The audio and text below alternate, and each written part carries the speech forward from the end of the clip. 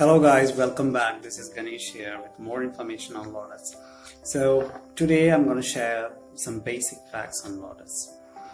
Well, in India we have an intuition that we generally call water lily as Lotus as well. So in case if you're not really aware about the difference between a water lily and Lotus, I would recommend better you just Google it to get a clear idea about this. There is an obvious difference between both water lily and lotus. So coming back to lotus, there exist two species of lotus in the world. One is the American species and the other one is the Asian species. And the American species is called Lotus or the American lotus, which is yellow in color, and it's not, that color combination is not common in the Asian lotus. The American lotus is generally found in the North American continent and widely distributed in many countries like Canada, US, Mexico, and some Caribbean islands. On the other hand, the Asian lotus is distributed throughout Asian countries, especially China, India, Sri Lanka, Thailand, Vietnam, Cambodia, the list goes on, Japan.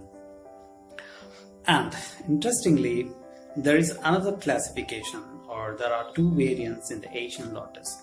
One is the temperate ecotype and the other one is a tropical ecotype. The tropical ecotypes are found only in India, Thailand, and some part of Cambodia and Indonesia. The temperate ecotypes or the temperate lotus comes from the temperate part of Asia, just like northern China, especially China, South Russia, and Korea, Japan, etc. So why you need to know about a temperate and a tropical lotus? The temperate lotus, being originating from a temperate part of the world, it's very hard to bloom in southern region or in tropical climates or in subtropical climates. Even if it blooms, the number of flowers will be very less. Why it is so? Because the temperate region receives more light and the day length is high compared to the southern region. So that could be one of the reasons accounted for not much bloom or no blooming of these lotus in tropical regions. But on the other hand, the tropicals used to keep on blooming round the year if the environment is conducive and it's not particular about the dormancy and all. The temperate lotus has a definite life cycle.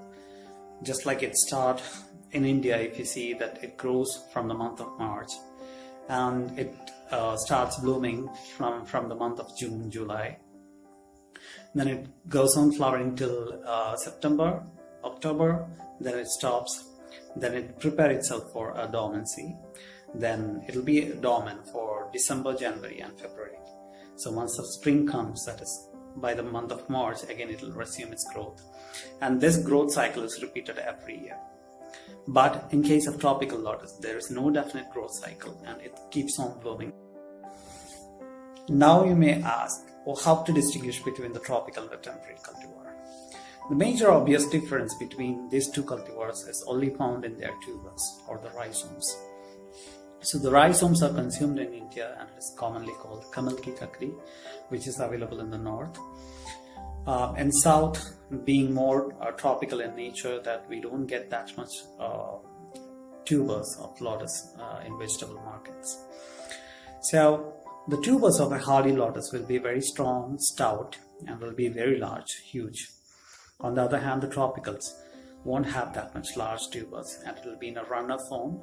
It will be only having a pencil thickness, very slender and long.